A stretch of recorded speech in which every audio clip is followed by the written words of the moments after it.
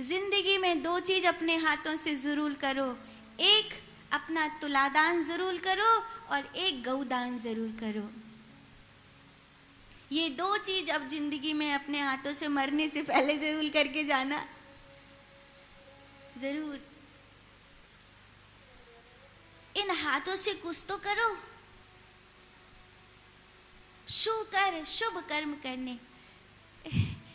अभी हम क्या करते हैं, अपना जो कूड़ा रहता है ना, वो दूसरे के ऊपर उड़ेल देते हैं। छोटा सा बच्चा अभी तो बेचारा तीसरी चौथी पांचवी में गया है, और तेरी कोई गर्लफ्रेंड वगैरह नहीं है क्या?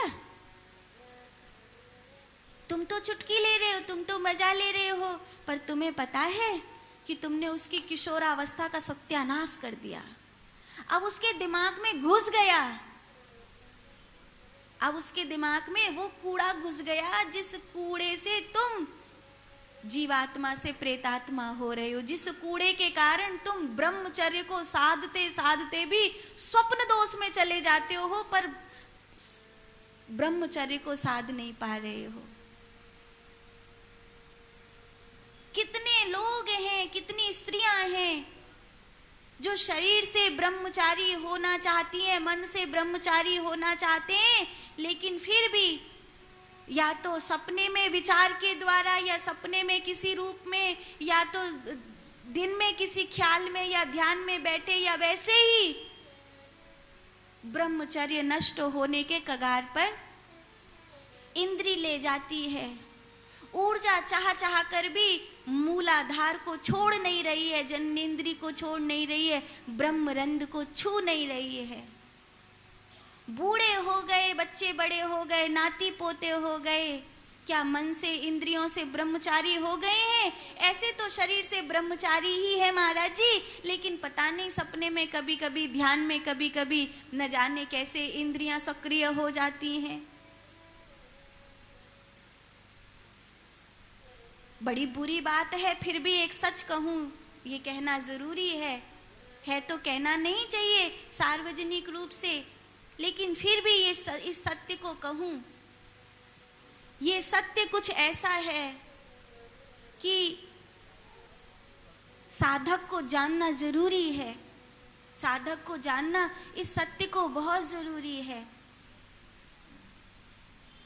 कि जैसे एक स्त्री के मासिक धर्म के आसपास उसकी जननेंद्रियों में काम ऊर्जा सक्रिय होती है, ऐसे ही इस शरीर का जैसे ही आप ध्यान में प्रवेश करेंगे, इस मन का जैसे ही आप साधना में प्रवेश करेंगे और कोशिश करेंगे कि ऊर्जा ऊर्ध्वगामी हो, और जैसे ही मणिपूरक स्वादिष्ठान और अनाहत विशुद्ध से आगे बढ़ने लगेगी, न जाने कहाँ कहाँ के उल्टे सीधे विचार आकर घेरने लगेंगे।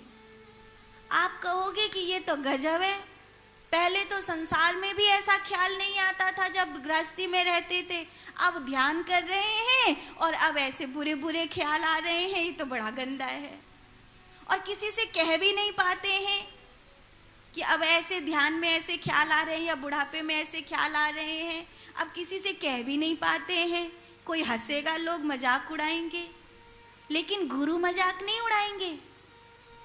संत जो साधना के मार्ग पर, ब्रह्म तत्व के मार्ग पर हैं, वो मजाक नहीं उड़ाएंगे, वो आपको बताएंगे कि बेटा जैसे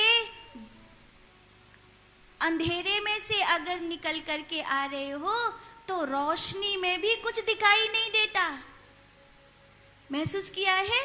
आप एकदम घुप अंधेरे में थे और अभी कोई बल्ब जला दे, आपको कुछ नहीं दिखाई देगा। थोड़ी देर बाद आंखें रोशनी को कवर करेंगी, तब आपको दिखाई देगा। आप धूप में से आओ, आपको घर की कमरे की लाइट में कुछ नहीं दिखाई देगा।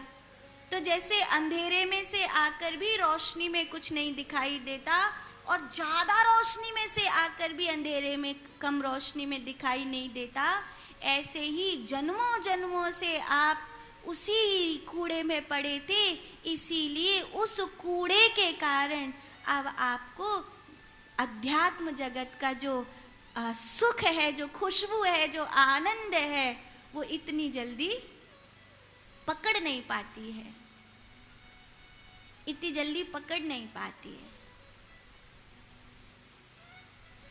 और सब अपना अपना कूड़ो। एक कहानी सुनाऊं आपको, बड़ी बढ़िया कहानी है। एक बार दिल्ली के बस स्टैंड पे बोर्ड लग रहा है कि यहाँ पे अगर कोई कूड़ा करेगा तो 500 रुपये का जुर्माना। सुबेरे सुबेरे का टाइम, एक आदमी गरम गरम मूंगफली लेकर आया कि मूंगफली खाऊं, लेकिन मूंगफली के छिलके कहाँ फेंकूं।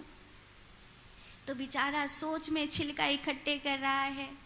तो पीछे वाले आदमी ने कहा, भाई साहब इतना क्यों सोच कर रहे हो, मूंगफली के छिलके ही तो हैं, आगे वाले की जेब में खसका दो। अरे नहीं, पता चल गया तो पीछे वाले ने कहा कि मैंने अपना खाया हुआ पान आपकी जेब में खसकाया है, आपको पता चला। बस लोग ऐसे ही कर रहे हैं, अपने अपने दिमाग के कूड़े दूसरों के दिमाग में डालने के लिए सज्ज हैं। अब ये ढेर सारी रील बन रही है बापे मोबाइल पे, जी काय रहे कूड़ा परोस रहे हैं। पहले मुंह खादी पर परोसो करते, अब मोबाइल में परोस रहे हैं।